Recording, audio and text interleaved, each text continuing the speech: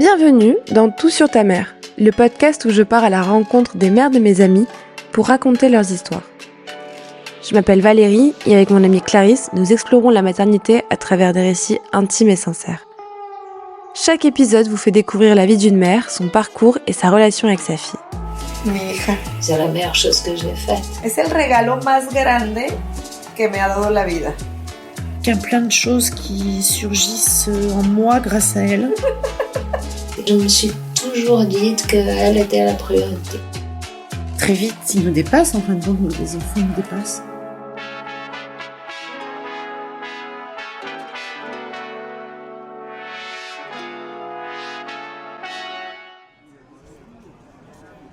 Dans cet épisode, nous allons à la rencontre de Véronique, la mère de Ninon. Nous avons fait cette interview chez moi, dans le 18e arrondissement de Paris.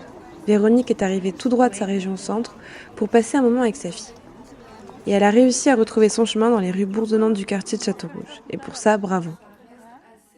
Véronique partage avec Ninon une passion pour les belles idées et les causes qui comptent. Elles passent ensemble de précieux moments dans leur toute nouvelle maison en Bretagne, où elles se retrouvent pour tout retaper et profiter de l'art marin. Ninon, c'est une passionnée, toujours prête à défendre ses convictions et ses amis. Et c'est probablement pour ça qu'elle est devenue avocate. Quand elle ne travaille pas, elle adore faire des marathons de séries, traîner avec son chat Médusa et faire des razzias dans des boutiques de bijoux. Ce que j'aime chez elle, c'est son engagement, sa loyauté et sa capacité à aimer intensément tous ceux qui l'entourent. Bonjour, alors je m'appelle Véronique. Je suis née à Chartres, dans l'Eure-et-Loire, dans la Beauce, c'est tout plat. C'est pas très très beau. Un 20 janvier 1968. Une famille ordinaire, dirais-je. Ma maman travaillait à la mairie de Chartres et mon papa dans une entreprise. Il était cadre, mais petit cadre on va dire. Et j'habitais dans un pavillon avec un petit jardin, une petite voiture et voilà, un milieu moyen plus on va dire. J'avais pas des relations très fusionnelle avec ma maman, mais je me rendais pas compte, à vrai dire. J'étais une petite fille, je crois, qui m'occupait toute seule, qui jouait avec mes poupées. Et je sais pas, il paraît que j'étais tout le temps contente, je disais toujours oui ou je jouais bien, souriante. Il paraît qu'après, j'étais moins gentille, mais ça, c'est ce que m'a dit ma mère. Elle m'a dit, t'étais tellement gentille quand t'étais petite, mais je crois qu'elle n'avait pas compris que quand on grandissait, on changeait, en fin de compte. Donc je crois que j'ai pas été très, très pénible adolescente, je crois que j'ai pas fait ma crise d'adolescente, je l'ai faite à 35 ans, quand je me suis séparée du père de mes enfants. Donc j'ai été très raisonnable, très sérieuse, très naïve, très lectrice. J'aimais beaucoup dessiner, je dessinais pas trop mal. Et quand j'étais au lycée, je prenais des cours de dessin au musée des Beaux-Arts de Chartres. Et j'adorais ça. Et j'ai commencé à faire un dossier pour rentrer dans une école d'art ou aller en bac artistique. Puis en fin de compte, je me suis dégonflée parce que c'était pas à Chartres, il fallait que j'aille au Mans. Et j'ai eu peur de prendre le train toute seule et de me retrouver toute seule au Mans à 16 ans. Donc j'ai fait un bac avec des maths, alors j'étais nulle en maths parce que le bac avec des arts, je pouvais pas y aller parce que je voulais pas prendre le train toute seule et être toute seule dans ma petite chambre. J'ai eu 2 au bac avec un coefficient 5 en maths, mais j'ai quand même réussi à décrocher le bac. Et après je me suis dit je vais faire des écoles d'art et puis je me suis encore dégonflée. J'ai donc laissé mon dossier là où il était. J'ai passé le concours d'école normale parce que ma mère m'a dit qu'elle aurait voulu toujours être instite et comme j'étais assez obéissante et qu'apparemment, visiblement d'après ma mère, c'était le pied, il fallait être institutrice et c'était quelque chose de très important pour la vie. Donc j'ai passé le concours d'école normale et je l'ai eu. Après le bac, j'ai été obligée cette fois-ci enfin de prendre... il n'y avait pas de train, donc j'ai pris le bus. Donc c'était terrible, je me suis retrouvée, puisqu'il n'y avait rien à Chartres à l'époque, je me suis retrouvée à Orléans. Donc à Orléans en 1986, en septembre, et je devais prendre le Transbauce. Alors c'était terrible, c'était un bus glauque qui traversait toute la Beauce comme son nom l'indique et qui en plus partait le dimanche soir. Et je me suis retrouvée dans une tour, dans un immeuble au 17e étage, donc le plus haut, une chambre toute seule dans laquelle mes parents m'ont laissée, alors que j'avais jamais été toute seule de toute ma vie. J'étais jamais même pas allée acheter une baguette de pain parce que j'avais 0 autonomie. C'était à 8 km du centre-ville, j'avais pas de voiture, donc je ne bougeais pas. Et j'allais limite même pas dans les couloirs parce que j'avais peur. C'est qu'une chambre de CTE qui faisait 9 mètres carrés. Et c'était pour faire un dog de lettres modernes. Et ça m'a énormément plu. C'était l'époque où c'était dans des baraquements pourris, une vieille fac. Je prenais les cours avec des mitaines, je prenais du café dans des gobelets en plastique et je fumais en prenant les notes pour faire comme tout le monde et ça me plaisait beaucoup. En fin de compte, je me fais une copine qui est à la fac de lettres, qui vient de Bourges, du Berry, donc qui est aussi paumée que moi, sauf qu'elle a une voiture. Entêtée comme moi parce qu'elle veut le concours d'école normale, donc déjà on a des points communs. On sympathise, on est chez... En plus, elle avait une petite télé minuscule. J'avais une plaque, mais elle avait un micro-ondes. Donc du coup, je mangeais chez elle, on mangeait ensemble. Puis moi, j'étais déjà végétarienne, donc c'était toute une histoire à l'époque. Du coup, on a travaillé ensemble et du coup, on a eu toutes les deux le concours d'école normale plus le dog en même temps. La même année, parce qu'on a travaillé, on était hyper studieuses. On sortait jamais. On n'allait même pas en ville. On n'allait pas sur le campus parce que c'était pourri comme campus, il n'y avait rien. J'ai eu mon premier vœu à Orléans, donc je suis restée à Orléans. Et donc on s'est retrouvés à l'école normale, dans un vieux bâtiment d'école normale des filles, avec des profs complètement jetés, qui étaient des profs de l'éducation nationale qui étaient plus capables d'enseigner. Donc ils les mettaient devant les futurs instits. Donc ils avaient tous une folie particulière, assez peu compétents. Je me suis très vite ennuyée, donc du coup je me suis réinscrite à la fac pour continuer ma licence. Je voulais un peu travailler l'été, je savais pas trop quoi faire, et puis j'ai trouvé l'idée de faire des camps de vacances. Je crois que j'en avais fait un pour encadrer des jeunes. J'en avais fait un juste l'année du bac. Je m'étais dit que si je voulais continuer, il fallait le BAFA. Et donc je me suis inscrite au BAFA. J'ai fait un camp en Bretagne en vélo. Et après, j'ai fait un camp à Bourges. Et là, j'ai été attirée, enfin c'était réciproque, par l'animateur, le chef, donc voilà, la hiérarchie, avec sa salopette et ses cheveux longs, donc le père de mes enfants. Il m'a emmené au resto, je crois. Il avait une R5 avec des essuie-glaces qui ne marchaient pas, c'était l'hiver, voilà. Et en 88, donc on sort de l'école normale. Et moi, je décide de ne pas être titulaire d'un poste, mais d'être titulaire remplaçante, surtout le Loiret. Et ça me plaisait beaucoup. Et j'ai fait ça pendant 8 ans. Donc de 88 à juste avant la naissance de Ninon, puisque j'ai arrêté de faire toute cette route parce que j'étais enceinte. J'avais jamais fait d'autre boulot à part mono de centre, quoi. Chose qu'on continue avec son père tous les ans. En fin de compte, tous les deux, on a encadré des camps à l'étranger pour les éclaireurs de France. Quand on s'est connus, on est allé en Grèce, après on est allé au Maroc, après on est allé dans les îles du Cap-Vert, après on est allé au Mexique. Donc on a fait des camps ados. Donc j'avais jamais bossé autre qu'avec les jeunes enfants. Et donc j'avais pas envie d'avoir tout de suite mon CP ou mon CM2. Puis je savais pas du tout ce que c'était parce que j'avais jamais fait. Donc l'idée, je ne sais plus comment je l'ai eue. Peut-être que c'était la seule solution d'être sûre de pouvoir rester sur Orléans, de vivre à Orléans et puis de voyager, de bouger avec des frais de déplacement. Et je l'ai fait et ça m'a énormément plu. C'était hyper formateur. Je passais de classe de campagne, de classe unique en campagne, avec le poêle au fond, et la grand-mère, même un jour, il y avait la grand-mère qui tricotait, des trucs fous. Le chien sous le bureau, à des classes de REP de 2 ans, d'accueil de 2 ans. J'allais sur les terrains des gens du voyage, je suis allée en IME, je suis allée avec des gamins handicapés moteurs, je suis allée dans un truc qui s'appelait les réadamis, c'était avec des gamins qui avaient fait de la tôle ou qui allaient en faire, enfin c'était pas l'éducation nationale et c'était dur. J'ai fait plein de choses complètement différentes. Toutes les semaines on changeait parce qu'on remplaçait des instituts qui partaient en stage. Et en fin de compte, on était une brigade, ça s'appelait Brigade Formation Continue. Il y avait majoritairement que des garçons. Et je trouvais que l'ambiance avec les gars, c'était trop drôle, donc j'étais un peu la mascotte. J'ai eu un moment de vie vraiment super sympa. Parce que là, j'avais vraiment des amis très importants, très chers, et on s'entendait bien. On partait en bagnole, tous ensemble. C'était rigolo, c'était des gens hyper originaux. Donc ça me plaisait, qui faisaient des conneries ou qui en disaient, qui étaient intelligents.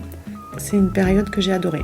On partait un peu partout. Quand on débarquait dans les écoles, c'était des stages d'école, on débarquait à plusieurs. On trafiquait les sonneries des écoles pour avoir 2 heures de récré, par exemple. C'était trop chouette. On partait en vacances toujours à l'étranger. On a passé le permis moto, tous les deux, et du coup, on est partis en Corse en moto. On conduisait tour à tour. Ça me plaisait de passer le permis, parce qu'à l'époque, il n'y a pas beaucoup de filles qui passaient le permis moto, et ça me plaisait. Et puis, j'avais toujours envie de faire des trucs originaux et que les autres filles ne faisaient pas. Et on est parti après en 95 aux États-Unis. On a rejoint la côte ouest, à la côte est, en louant une voiture.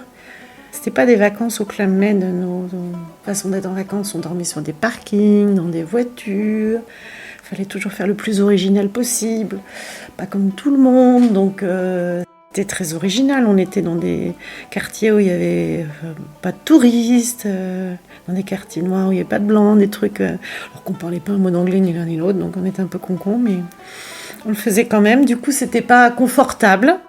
Et ben là, j'étais enceinte de Ninon, du coup. Il m'a dit un jour, si je suis pas père à 30 ans, donc il a 3 ans de plus que moi, je te quitte. Et moi, comme j'avais un peu peur d'être toute seule, j'ai arrêté la pilule. L'idée au départ, c'est que moi j'aurais aimé avoir des enfants plus tard, ou éventuellement, je savais même pas que c'était possible de pas en avoir, mais voilà. En fin de compte, j'étais féministe sans le savoir et sans avoir lu rien, et sans avoir aucune littérature, appui, connaissance, discussion, orientation, culture féministe. Donc du coup, je pensais, je sais pas, il y avait quelque chose qui était là en moi, je sais pas comment il est venu, parce que c'est pas ma mère, mais auquel j'arrivais pas à accéder en fin de compte, que j'ai jamais mis en œuvre dans rien dans ce que j'ai fait, mais qui était quand même fondamentalement au fond de moi-même. Ninon né en mars. Alors, fallait absolument qu'il y ait les 2 noms, parce que moi j'y tenais, je sentais qu'il fallait qu'il y ait mon nom. Je trouvais ça inadmissible qu'il n'y ait pas les 2 noms, et à l'époque ça n'existait pas vraiment. Et donc il fallait un prénom court. Première chose. Deuxième, original, parce que pour son père, il faut que tout soit original. Et moi, je me disais, il faudrait qu'il y ait un truc quand même un peu... pas littéraire, mais peut-être. Et du coup, c'est pour Ninon de l'Enclos. Cette femme qui tenait des salons littéraires. C'est un diminutif de Anne. Elle s'appelait Anne de l'Enclos, mais on l'appelait Ninon de l'Enclos. Et donc, elle était autonome, elle vivait seule, elle avait des salons littéraires, elle recevait. Je crois que c'était au XVIIIe siècle. Et Anne, parce que c'est mon deuxième prénom, et c'est Anne de Bretagne, donc le mélange des deux, entre Ninon, Anne, Ninon de l'Enclos, une femme libre, intelligente, cultivée, littéraire, et c'est cette époque qui me plaisait, l'époque ancienne. J'ai toujours eu l'impression d'être née à un siècle qu'il ne fallait pas, moi, donc ça me plaisait que ce soit ancien. Et au départ, je ne savais pas que je voulais avoir un enfant. Éventuellement, bon, je ne voulais pas en avoir, je ne sais pas trop. Mais par contre, je voulais une fille. Donc j'étais très très heureuse que ce soit une fille. Ouais. Par rapport aux autres bébés qui naissaient ce jour-là, elle était très très belle. Elle n'était pas rouge, elle était toute rose, elle était magnifique. J'ai fait 60 bornes pour aller accoucher à Blois, là où j'habite aujourd'hui, un truc incroyable. Parce que c'était un hôpital qui était un peu différent, une maternité un peu différente qui justement prenait un accouchement un peu différent. Il y avait des piscines, on était debout, on pouvait bouger, donc c'était un petit peu original. Du coup, Ninon est née à Blois, là où j'habite. Elle était impeccable, moi j'étais crevée, j'avais eu mal au dos. Elle était toute mignonne, elle était belle, elle était souriante, elle pleurait pas trop. Elle était vite grosse parce qu'elle bouffait beaucoup. Elle est très jolie, avec des grands yeux bleus et des grands yeux, et une belle bouche, et elle était très mignonne. Vraiment, elle était très mignonne. Et par contre, j'ai quand même arrêté de travailler, ce qui n'a rien à voir avec le fait qu'elle soit mignonne, arrêté de travailler à faire les allers-retours parce que c'était compliqué pour la garde. C'était un bébé très mignon, très sage, ce qui ne sera pas son frère 4 ans plus tard. Ninon était une grande sœur exemplaire, adorable, elle protégeait beaucoup. Elle était très, très patiente avec lui. Lui, tout petit, il commençait à lui tirer les nattes et à faire plein de conneries. Et elle était adorable. Avec Malo, tellement c'était un bébé qui demandait à être surveillé. Il faisait que des conneries. Il mettait des bouts de ceinturon dans les trous des prises électriques. Avant que Malo arrive, Ninon, c'était vraiment le centre de la Terre et le centre de nos préoccupations. Son père en était fou, il s'en occupait beaucoup, donc c'était très original à l'époque. Il prenait beaucoup de temps sur lui, pour elle. Par exemple, on allait à une crèche parentale où on faisait des permanences. C'était son père qui les faisait parce qu'en tant qu'éduc, il avait plus de temps que moi. Moi, c'était plus rigide et on faisait de la poussette en roller. Ça se faisait pas du tout à l'époque. On l'a eu aux États-Unis, donc on avait fait pareil. Plein de trucs. On l'emmenait partout, mais à la fois, on sortait pas. On n'allait pas trop chez les gens. On était vraiment hyper centré autour d'elle, sans faire tant de choses avec elle, quoi. On s'est même oublié, je pense, en tant qu'individu, en tant que femme ou homme, on s'est oublié complètement. Quand je me suis retrouvée seule avec les enfants, je crois que c'est ce qu'ils ont d'image de moi, c'est que j'ai été forte parce que c'était super dur, c'était très très dur, donc c'était la mise en place de la garde alternée, même si ça portait pas ce nom-là, enfin si, ça a vite porté ce nom-là, c'était très peu utilisé à l'époque, mais son père n'imaginait pas qu'on puisse le faire autrement. C'est là que je me suis mise à courir.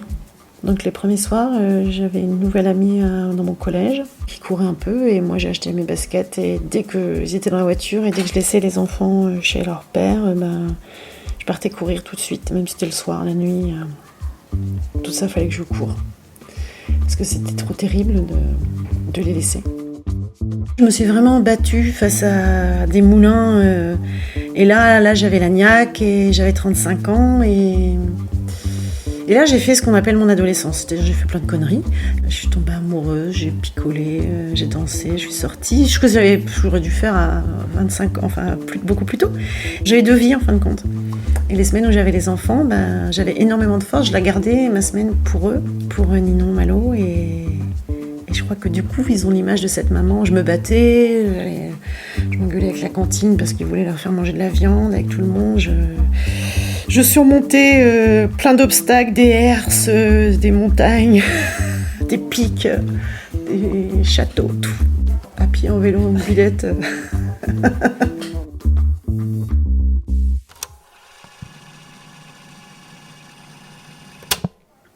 Ninon passe donc de la primaire au collège, toujours encensée par ses maîtresses ou ses maîtres. Elle était obligée de plus lever la main parce qu'elle levait trop la main et puis elle n'était pas interrogée, donc on lui avait dit d'arrêter de lever la main. Donc voilà, elle est plus à l'aise à l'école que je ne l'étais, elle dit ce qu'elle pense et à la fois elle est excellente, donc... Et ça se passe très très bien, elle a plein de copines, elle est très très sociable, beaucoup plus qu'elle fait plein de fêtes, soirées pyjama, trucs comme ça. Donc on fait plein de trucs autour de Ninon, toujours, et de Malo. Et c'est une époque où Ninon, elle est adorable, elle est rigolote. Elle me dépassait, je me suis rendu compte que waouh, j'ai fait une fille qui est plus intelligente que moi. C'est un alien les bébés, hein. En fin de compte, déjà tu te demandes comment tu usines à bébé dans ton ventre, tu sors un truc qui est avec les 2 yeux, 2 oreilles, tout normal. On se rend compte qu'avec simplement des histoires racontées ou des trucs qu'on essaie de faire le mieux possible, en donnant beaucoup d'énergie, en faisant ce qu'on pense être bien, en fin de compte, je sais pas par quelle magie, ça marchait et on faisait un être autonome qui n'était pas nous, qui était sorti de nous mais qui n'était pas nous, et qui de jour en jour nous épatait sur des réflexions, des attitudes... un état d'esprit, une intelligence, donc c'est magique parce que tu leur as pas vraiment appris, et entre ce que tu as appris, qu'ils ont compris, qu'ils ont tout de suite enregistré, et le reste qu'ils comprennent tout seuls, et qu'ils prennent je sais pas où, à l'école, partout dans la vie, très vite ils nous dépassent, en fin de compte, les enfants nous dépassent. Elle a eu une petite crise d'adolescence en seconde. Elle a un peu pété les plombs parce qu'au niveau de l'orientation, elle savait pas trop quoi faire. C'était son époque baba cool où elle avait des dreads, une dread, 2 peut-être. Et elle a décidé du coup de passer le concours de Sciences Po. Et elle a eu le bac brillamment et elle a préparé Sciences Po en même temps. Et je me rappelle du jour où elle a crié « Maman, je suis prise aux oraux ». Tout le monde était jaloux de moi et il y a même une copine qui m'a dit « Moi, je veux la même ». Parce qu'elle venait d'avoir son bac mission très bien, son permis du premier coup et son concours Sciences Po. Donc là, j'avoue, la frime. Je croyais énormément en elle, j'ai toujours cru énormément en mes enfants, j'y crois d'ailleurs toujours. C'était vraiment là l'ascenseur social pour ses grands-parents, pour ses grands-parents des deux côtés, donc mon père, ma mère, qui n'ont pas le bac ni l'un ni l'autre, pour ses grands-parents paternels qui étaient charcutiers traiteurs, et pour son père qui n'a pas le bac non plus, à qui j'ai fait passer l'équivalent bac, et il a eu, voilà, et puis moi, qui ai toujours fait les études que je ne voulais pas faire, mais que voilà. Donc, quelle est Sciences Po, c'était vraiment là, c'était vraiment une réussite. Il y avait une reconnaissance par les études pour moi, certainement parce que je suis prof, certainement parce que je me disais que ce serait la façon dont elle s'en sorte et que je voulais qu'elle fasse un truc qu'elle avait envie de faire et où elle ait les moyens de faire ce qu'elle voulait après pour être libre et pour faire ce qu'elle veut et qu'elle dise merde à plein de trucs, tout qu'elle fasse ce que j'ai pas pu faire. C'est un peu idiot et un peu caricatural, mais qu'elle ait confiance en elle, et elle savait qu'elle l'aurait, elle disait je vais passer Sciences Po. C'était incroyable la façon dont elle en parlait aux gens, j'étais épatée quoi.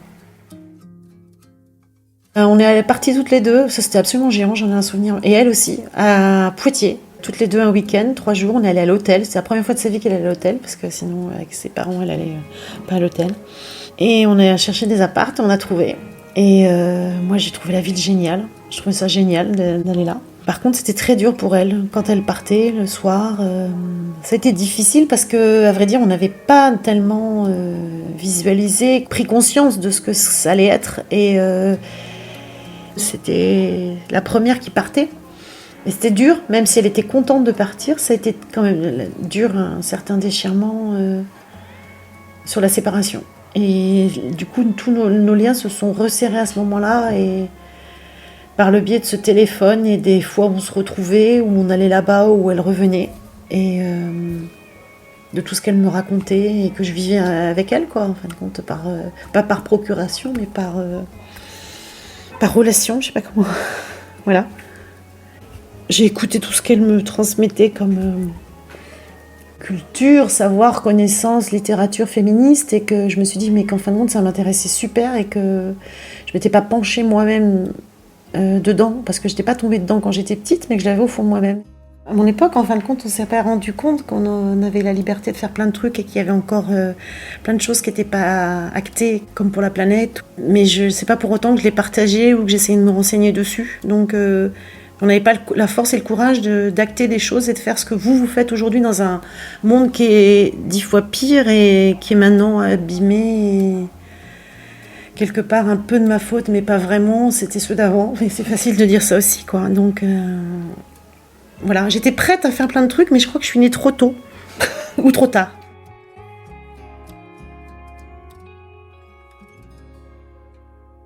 Tu peux me dire tout, hein, mais qu'est-ce qui te rend le plus fière du coup de ta fille aujourd'hui ? Ce qu'elle est, déjà, ce qu'elle est devenue comme adulte, son mode de vie, son ouverture d'esprit, son intelligence, sa liberté, ses idées, ses idéaux, son courage, sa force intellectuelle et physique. Sa ceinture marron au karaté, parce que moi je suis pas allée jusqu'à ceinture marron, mais j'ai quand même fait du karaté et du d'aïkido. Son esprit déterminé et sa culture. Parce qu'elle m'apprend maintenant plus, j'ai l'impression que je lui en apprends. Et sa mémoire. Je suis fière, c'était ça la question en fait. Voilà. De tout. Ce que je vis avec elle n'a strictement est à l'opposé total de ce que j'ai vécu avec ma mère, et elle le sait puisqu'elle a connu sa grand-mère et elle savait à quel point c'était difficile. Voilà, donc en fin de compte, Ninon, quoi, elle m'a fait changer sur plein de trucs. Je révise plein de fondamentaux, plein de choses féministes que je ne savais pas et qui étaient en moi. Elle me permet aussi, je voulais dire qu'elle me permet d'affirmer mes convictions politiques aussi, qui avaient peu d'importance à l'époque où j'aurais dû en mettre. Qu'il y a plein de choses qui surgissent en moi grâce à elle, et peut-être inversement proportionnelles, ou qui étaient sous-jacents en moi, donc je trouve ça super beau. Vous venez d'écouter un épisode de Tout sur ta mère, un podcast produit par Estrella Radio. Si vous avez aimé cet épisode, pensez à le partager ou à nous laisser un commentaire sur votre plateforme d'écoute. On a hâte d'avoir vos retours. Un abrazo!